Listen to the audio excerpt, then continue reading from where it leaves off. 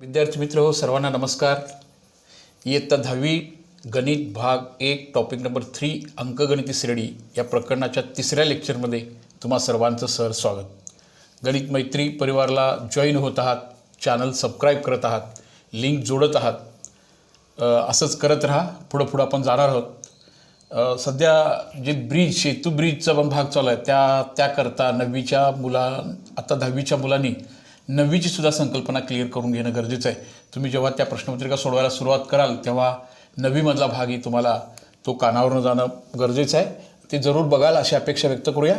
चला मग अंकगणिती श्रेणी लेक्चर नंबर 3 या टॉपिकमध्ये आपण सर्वांचं पुन्हा एकदा स्वागत करूया. चला, आपण कालच्या तासात 2 लेक्चर्स पूर्ण झाले याचे. आता तिसऱ्या लेक्चरमध्ये आपण याच्या पुढची गणितं शिकणार आहोत. कालचं कुठलं गणित होतं बघा बरं. काल साधारणतः आपण 7 प्रॉब्लेम आपण पूर्ण केलं. 8th प्रॉब्लेमला जाऊया. 8वं गणित बघा. ह्यातल्या 3.2 मधलं एक्झरसाइज 3.2 मधलं 8th सम बघूया काय म्हणते. अशी एपी आहे बघा. आता 11 8 5 2 ... आणि is in this AP which term is number -151. आता हे डिक्रीज होत जाणार आहे, रिड्यूस होत जाणार आहे, मिनिमाइज होत जाणार आहे. आणि ह्या नंबरचा क्रमांक, या क्रमांकाची टर्म कोणत्या नंबरला येईल हे आपल्याला शोधायला सांगितले. म्हणजे हे कितवे पद आहे बघा बरं. मराठीच्या पुस्तकामध्ये कसा प्रश्न विचारला बघा, की हे कितवं पद आहे असं विचारले. म्हणजे या अंकगणिती श्रेणीमध्ये -151 वजा 151 ही संख्या कितवे पद असेल असा प्रश्न आहे.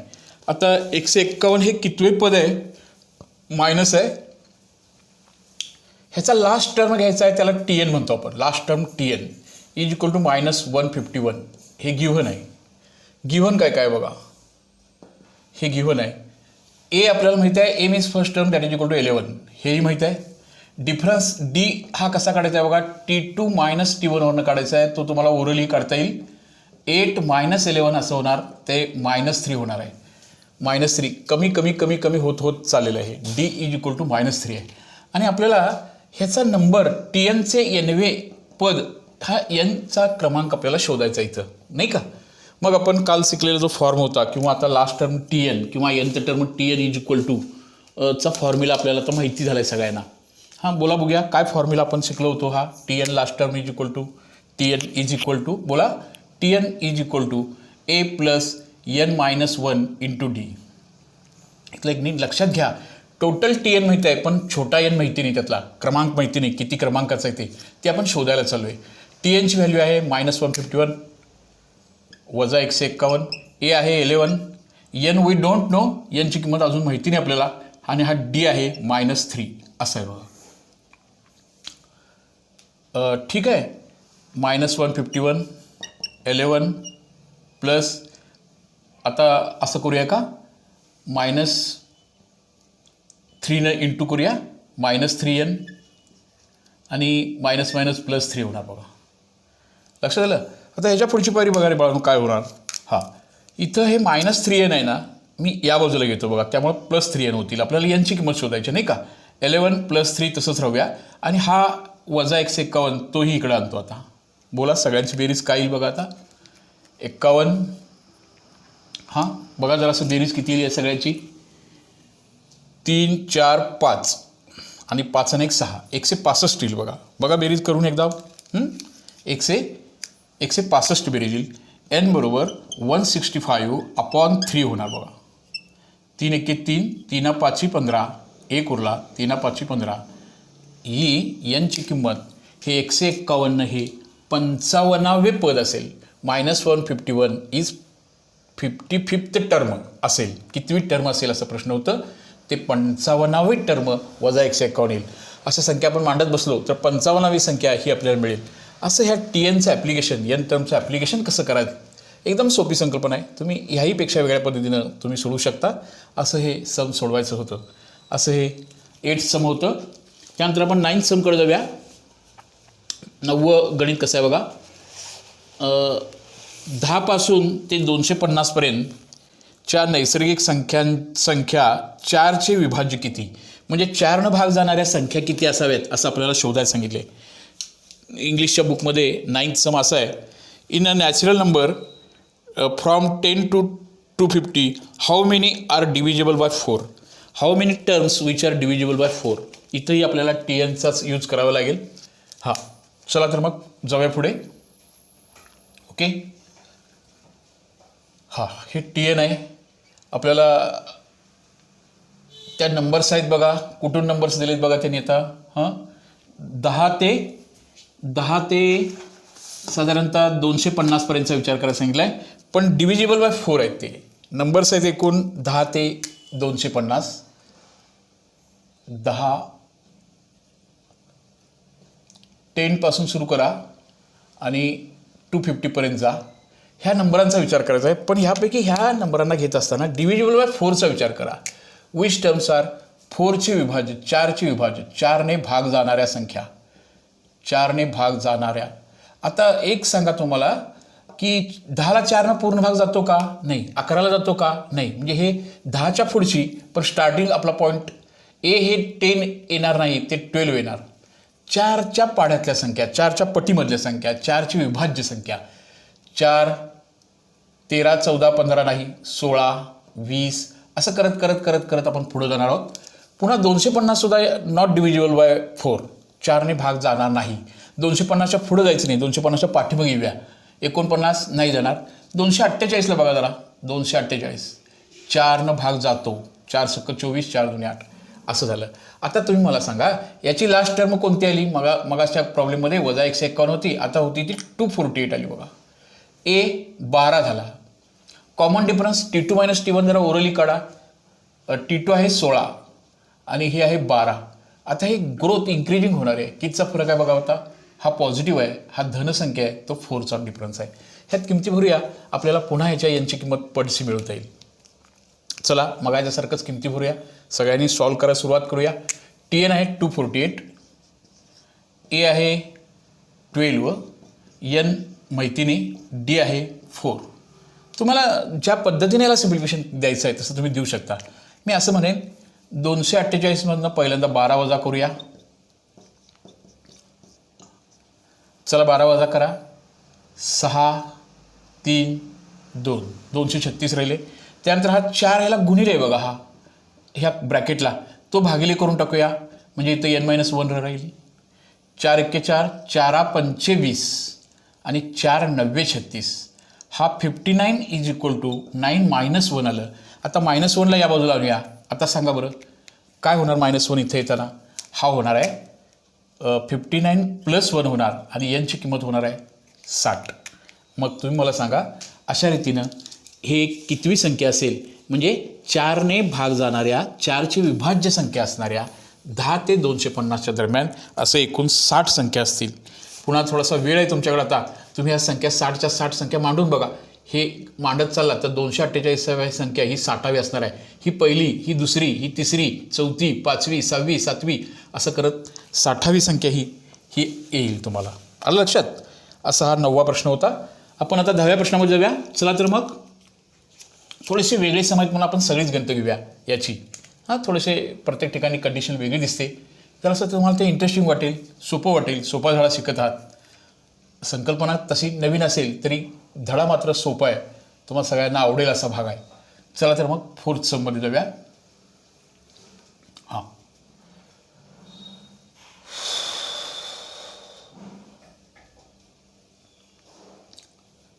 ओके. सम जरासं वाचा मनापासून, काय गणित आहे बघा बरं. 10th सम, याच्यामधलं 10वं गणित. 2.3 मधलं 10th सम बघा. 3.2 मधलं 10th. हां, last problem. In an AP 17 term is 7 more than 10 term. Find the common difference. In an AP 17 term is 7 more than 10 पद. 10 टर्म. एका अंकगणिती श्रेणीचे 17वे पद 10व्या पदापेक्षा 7ने जास्त आहे. एका अंकगणिती श्रेणीचे 17वे पद हे 10व्या पदापेक्षा 7ने जास्त आहे. तर तुम्ही त्यातला सामान्य फरक काढा, म्हणजे डीची किंमत काढा. कंडिशन फार चांगली आहे बघा, फार गुड आहे, ती लक्षात घ्या. 17वे पद म्हणजे T17. 17 कुठं लिहायचं आहे बघा, इंटू ने. 10वे पद म्हणजे T10. पाय गिव्हन कंडिशन दिलेल्या अटीनुसार 17वे पद हे 10व्या पदापेक्षा 7ने जास्त आहे. हे समजलं का बघा. 17वे पद हे 10व्या पदापेक्षा 7ने जास्त आहे. आता हे तुम्हाला एवढं इझी जायला पाहिजे. उदाहरणार्थ आता हे माहिती असायला पाहिजे. TN म्हणजे काय आहे सांगा, A अधिक N-1 into bracket D. T100 काय लिहायचं सांगा, A प्लस 99D, बरोबर ना. T50 1 - 49D. तर T17 कसं लिहिणार आहात तुम्ही, T17 इज इक्वल टू बोला A प्लस 16D, एक ना कमी, बरोबर ना. हे पडसे झालं पाहिजे. Is equal to A plus 9D plus 7. आता असं होऊ दे का, इथं दोन्हीकडे जो कॉमन आहे A इकडचा इथं गेला म्हणा, मायनस झाला, कॅन्सल झाला. त्यानंतर 16D minus 9D is equal to 7. 16D minus 9D, how many D remains there. 16D मधनं 9D जातात. 9D आणि 7ची बेरीज होत नाही, कारण इथं D आहे म्हणून याला आपण सबट्रॅक्ट केलो. आता 16मधनं 9 गेले आणि 7D राहिले. D बरोबर 7/7. Answer is 1. कॉमन डिफरन्स तिथला 1च आहे. सोपी संकल्पना होती बघा. 17वे पद हे 10व्या पदापेक्षा 7ने जास्त आहे. हे आपल्याला रिप्रेझेंट होणं ही यातली आर्ट आहे, ही समजून घ्या. नंतर ह्या फॉर्म्युलानुसार हे लक्षात घ्या, TN असा असेल तर T100 असा असतो. म्हणून T17 is equal to A plus 17 minus 1 into D. म्हणून झालं A प्लस 16D. परत इथं जेव्हा आपण तुम्ही विचार करतो आपण TNचा फॉर्म्युलानुसार, T10 is equal to A plus 10 minus 1 into D. म्हणून A प्लस 9D. हे डायरेक्ट मानलं तर अधिक सोपं होतं, अधिक इंटरेस्टिंग वाटतं. असा हा पहिला अभ्यास, महत्त्वाचा सोपा अभ्यास आपण कंप्लीट केला. आता आपण 3.3मध्ये जाणार आहोत, पुढे जाणार आहोत आपण. आता त्यासाठी त्याच्यापूर्वी थोडंसं आपण एका महान गणिततज्ञाचा, गणितातल्या राजकुमार यांचा संकल्पना, यांचे संबोध क्लिअर करून घेणार आहोत आणि मग आपण 3.3मध्ये जाणार आहोत. बघूया तर मग. गणितातले राजकुमार म्हणून ज्यांना म्हणायचं, पुस्तकामध्ये ज्यांचं चित्र दिले त्यांचं नाव आहे बघा, जोहान फेडरिच कार्ल गौस. यांचं एक चित्र पुस्तकामध्ये दिले. त्यांनी लावलेला जो कन्सेप्ट आहे, त्यांचं जे मत आहे, पेज नंबर 68वरती याचं फिगर दिले. त्याचा कालावधी बघा, 1777 ते 1785. या कालावधीतलेच हे संशोधक आहेत, त्या कालावधीतले ते गणित संशोधक आहेत. यांच्याबद्दलची माहिती पाठ्यपुस्तकामध्ये सुंदर रीतीने मांडल्या. गणित तज्ज्ञांच्याबद्दल आदर निर्माण व्हावा, हेही मूल्य आपल्याला जपायचं आहे. वेळोवेळी तुम्ही 6वी-7वीच्या पुस्तकामधून सुद्धा पायथागोरस, रामानुजन यांची माहिती तुम्ही वाचलेला आहात. गणितावर गोडी निर्माण करणे, गणित तज्ज्ञांनी ह्या गणिताला समृद्ध केले, ज्यांचे विचार आपण शिकत आहोत. अगदी 17व्या-18व्या शतकामधली माणसं आणि त्यांचे विचार आज आपण व्हॅलिड करून घेतोय. म्हणजे गणित काय फार वेगळं नाही, फार कठीण नाही. त्या व्यक्तींनी तेव्हा सांगितलेले विचार, ह्या गणिताच्या राजकुमारांना, त्या नाव आहे त्यांचं जोहान फेडरिच कार्ल गौस, ह्या गणित तज्ज्ञाचं नाव आहे. अगदी प्राथमिक शाळेमधून हा माणूस, ही व्यक्ती, ह्या गणितावर प्रेम करणारी व्यक्ती आहे. त्यांनी सांगितलेली काही सूत्र आपण आत्तापर्यंत वापरतोय, ते फक्त जरा नव्यानं तुमच्यासमोर येणार आहेत. त्यांनी अंकगणिती श्रेणीच्या N पदांची बेरीज, अंकगणिती श्रेणीच्या N पदांची बेरीज याच्या संदर्भातला एक संबोध सांगितला आहे. आणि तो संबंध पाठ्यपुस्तकामध्ये अतिशय सुंदर पद्धतीने तुमच्यासमोर व्यक्त करण्याचाही प्रयत्न केला आहे.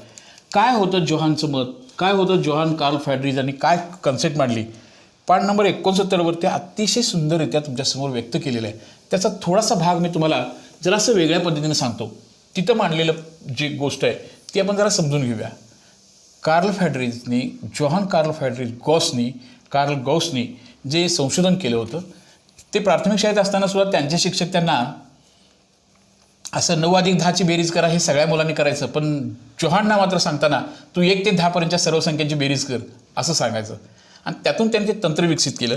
आता उदाहरणार्थ n पदांची बेरीज, अंकगणिती श्रेणीतील first n term, sum of the terms, पहिल्या n पदांची बेरीज. आता एक नवीन सबोध tn, nth पद, लास्ट टर्म tn, आणि त्याचा संबोध आपल्याला क्लिअर झाला.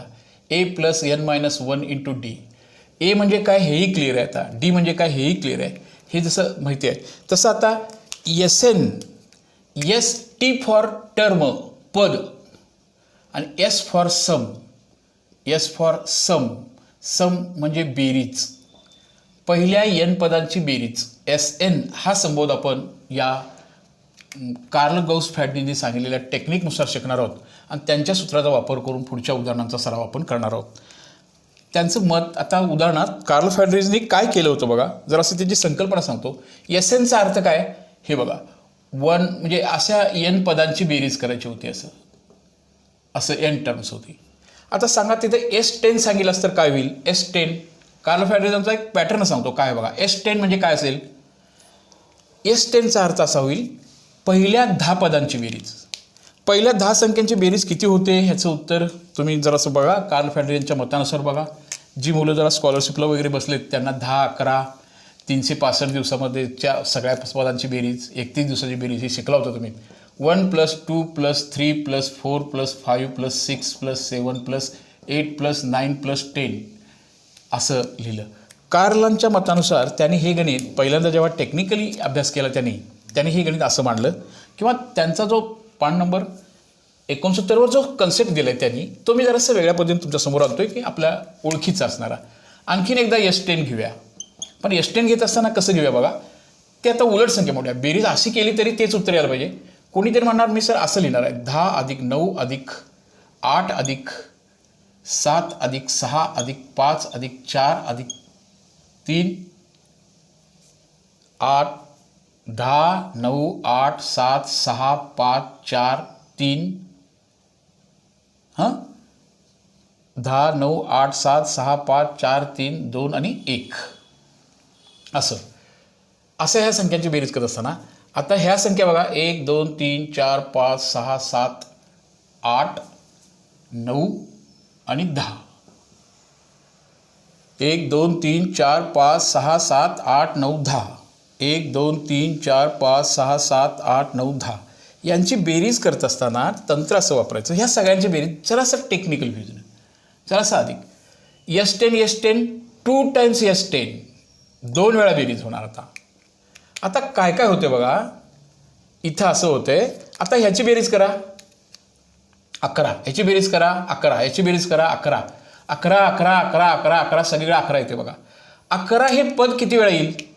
11 हे पद किती वेळा येईल. तर 11 हे पद किती वेळा येणार सांगा. 1 2 3 11चे किती गट झाले बघा. हा एक गट 11चा, 2 3 4 5 6 7 8 9 10 किती गट झाले सांगा. 10 गट झाले. म्हणजे 11 ही संख्या किती वेळा आली. 10 वेळा आली. पुढं आता तेच A-Dच्या भाषेमध्ये तिथे व्यक्त झाले पार्ट नंबर 56 वरती 69 वरती आहे बघा. S10 = 10 × 11 / 2. आता 10 11 5 55 ही जी बेरीज येणार. हे 2 वेळा बेरीज होती ना. 110 ही 2दा होती, त्याची एकदा बेरीज पाहिजे होती आपल्याला. हे जे फॉर्म्युला आहे आता ह्यालाच त्यांनी जनरल फॉर्ममध्ये मांडले. आता मी ह्या सगळ्या टर्म्स इथं काय एच्या ऐवजी काय घेतले बघा त्याने ए, ह्याला त्याने असं म्हणलेत बघा. ह्याला काय म्हणले बघा ह्या पहिल्या पदाला त्याने. हे आता असं जरासं क्लिअर होऊ दे. Sn बरोबर किती संख्या होत्या हे बघा. n 10 होत्या इथं लिहिलं. हे 11 कसं तयार झालं बघा. 1 + 10 पासून तयार झालं, बरोबर आहे ना. एक म्हणजे काय बघा बरं पहिलं पद. ह्या 10 संख्यांची बेरीज करताना हे बघा Sn = n/2. फर्स्ट टर्म ए, n घेत असताना जनरल फॉर्म बघा पाहिजे ना. आणि हे Tn होतं ते आपलं लास्ट टर्म होतं. लास्ट टर्मसाठी काय शिकलाय तुम्ही. लास्ट टर्म Tn = काय होतं सांगा. हे बघा हे a + n - 1 × d. Sn = n/2 × 2a plus n-1 into D हा कार्ल फॅरडेने शोधलेला हा एक सम ऑफ द टर्म्सचा फॉर्म होता. ह्यालाच त्यांनी तुम्ही पान नंबर 69 वरती हेच आपल्याला असं समजावून सांगितले. ह्याला त्यांनी पहिली पद म्हणजे ए घ्या, ह्याला दुसरी पद म्हणजे ए अधिक डी घ्या, ह्याला तिसरी पद म्हणजे ए प्लस 2d घ्या, असं करत करत करत करत लास्ट टर्मात असताना ए प्लस n-1 टाइम्स डी घ्या असं लिहिले बघा. तेच त्यांनी उलट लिहिले बघा इथं. हे जे शेवटचं पद आहे ए प्लस n-1 इंटू डी, ए प्लस n-2 इंटू डी असं होतं ते लास्ट पद इथं येणार आहे ए येणार आहे. ह्या सगळ्यांची बेरीज केली तर इथं काय आले बघा बरं. हे ए प्लस n-1 डी हे असं आलं आणि हे हा ए असा आला आहे आणि तिथं फॉर्म तयार झाला आहे. काय फॉर्म तयार झाला बघा. 2a n/2 into 2a plus n-1 into D.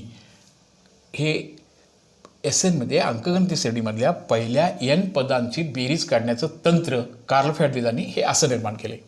असं या पुस्तकामध्ये हे AN आणि SNच्या बाबतीमध्ये लिहिले बघा. ह्याचं सूत्र असं तयार झालं आहे. तुम्ही ह्याला असंही म्हणू शकता. हेच फॉर्म हा फॉर्म जो आहे तो असाही आहे. SN पहिल्या n पदांची बेरीज होती. असा हा कार्ल फॅरडेच्या टेक्निकनुसार तयार झालेलं सूत्र होतं. आता आपण नवीन सूत्राचा विचार करून नवीन प्रॅक्टिस सेटमध्ये सराव संचामध्ये आपण जाणार आहोत. चला तर मग पुढे जाऊया जरासं. हां, आत्ताचा फॉर्म परत एकदा लिहितो बघा. तुम्ही या फॉर्मला असं म्हणू शकता. TN हा संकल्पना अशी झाली. SN बरोबर काय फॉर्म आहे बघा तो. जरासं एकदा दोनदा वाचोपर्यंत किंवा जरा लक्षात येऊपर्यंत थोडंसं आपल्याला ते बघावं लागतं. हां, तुम्हाला ही पडसी होऊन जाईल. SN is equal to n/2 into bracket 2a plus n-1 into D. ह्याला असं म्हणलात तरी बरोबर आहे. ह्याचा दुसरा अर्थ असा आहे, वेगळा नाही आहे. तुम्ही असं म्हणलात तरी बरोबर आहे. काय बघा बरं. SN is equal to n/2 into हे A plus n-1 into D असं लिहिलात तरी बरोबर आहे. ह्याचा अर्थ असा केला तरी बरोबर आहे. SN is equal to n/2 तुम्ही ए म्हणजे T1 असतो आणि हा म्हणजे TN असतो. आपल्या ह्या दोन्ही सूत्रांचा ह्याचा आणि याचा या मूळ सूत्राचा अर्थ तोच आहे. कधी कोणतं सूत्र आपल्याला सोपं जाईल, डीवरनं प्रॉब्लेम सॉल्व करायचा असेल तेव्हा हा फॉर्म्युला यूज करावा लागेल. डीवरनं जात असताना फर्स्ट टर्म आणि लास्ट टर्मवरनं जायचं असेल तेव्हा आपल्याला हा फॉर्म यूज करावा लागेल. हे दोन्ही फॉर्म वेगळे नाही आहेत, हे एकच आहेत. हे लक्षात घ्या. दोन्ही फॉर्म वेगवेगळे नाही आहेत, ते एकच आहेत. पुन्हा त्याने काही टिक्स काही टेक्निक्स आपल्याला शिकवले. तिथं काय शिकवलेत बघा बरं. तुम्ही जर हे सूत्र नीट समजलं असेल तर त्यांनी हे पण जरा नीट बघून ठेवा. Find the sum of first n natural number. पहिल्या नैसर्गिक संख्यांच्या पहिल्या 10 संख्यांची बेरीज किती येते. 10 गुणिले 11 भागिले 2 11×5=55. हे कसं निर्माण झालं. तुम्ही 5वी 6वीमध्ये स्कॉलरशिपमध्ये हे वापरलेलं आहात, पण कसं निर्माण झालं आज बघत आहात ते. तेव्हा आयडिया म्हणून सरांनी सांगितले असेल 10 पदांची बेरीज होणार 10 गुणिले 11 भागिले 2 करायचं. ते का करायचं ह्याची सिद्धता आता तुम्हाला समजायला पाहिजे.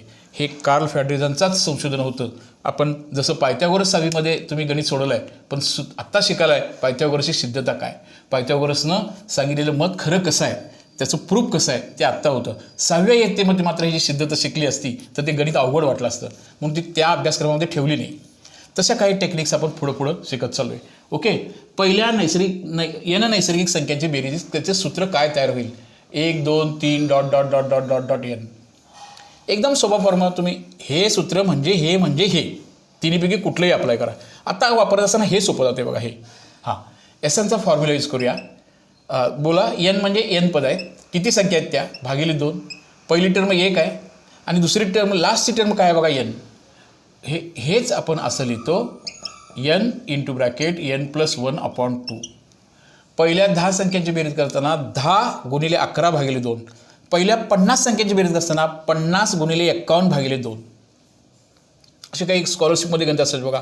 गोपाळ देवळाच्या पहिल्या पायरीवर 1 फूल ठेवतो, दुसऱ्या पायरीवरती 2 फुलं ठेवतो. अशी त्याला पायरीवरती पायऱ्या 50 आहेत तर ती फुलांची संख्या काढा. तेव्हा 50 गुणिले 51 भागिले 2 आपण असं गणित सोडत होतो. पुन्हा आपल्याला हेच गणित 365 दिवस दररोज 1 रुपया, 1 जानेवारीला 1 रुपया, दुसऱ्या 2 जानेवारीला 2 रुपये, असं करत करत 31 डिसेंबरपर्यंत 365 गुणिले 366 भागिले 2 केलं तरी जमा होणारी सगळी रक्कम आपल्याला मिळते. ह्या सगळ्यांची बेरीज म्हणजे नैसर्गिक संख्यांची बेरीजचे सूत्र आपल्याला हे होतं. तुम्हाला पुढं एक फॉर्म दिला बघा परत. हे सोपं आहे आणि एस एनच्या फॉर्म्युलेमध्ये सुद्धा तिथं बसून सगळं सोडवून दिलेलं आहे. जरासं एकदा या सूत्रामध्ये सुद्धा आपण भरपूर गणितं शिकणार आहोत, सोडवणार आहोत, तेव्हा बघूया. नैसर्गिक संख्यांसाठी होतं, म्हणजे 1 2 3 4 साठी होतं. आता पुन्हा आपल्याला असा विचार करूया का इथं, हे नैसर्गिक संख्येसाठी समजा तुम्हाला समसंख्यांच्या बेरीजेचं काय सूत्र तयार होईल. तुम्ही समसंख्यांच्या बेरीजेचं सूत्र काय तयार होईल. सेकंड आहे बघा बरं, find the sum of even numbers, even natural numbers. Even कोणत्या कोणत्या नंबर्स आहेत सांगा. आता इव्हन कोणते नंबर्स आहेत फक्त ते नीट बघा. 2 4 6 8. आता एन येणार नाही, तो 2n येणार बघा. Multiple of 2. N means multiple of 1. एकचं मध्ये वाढतो आता 2n येणार.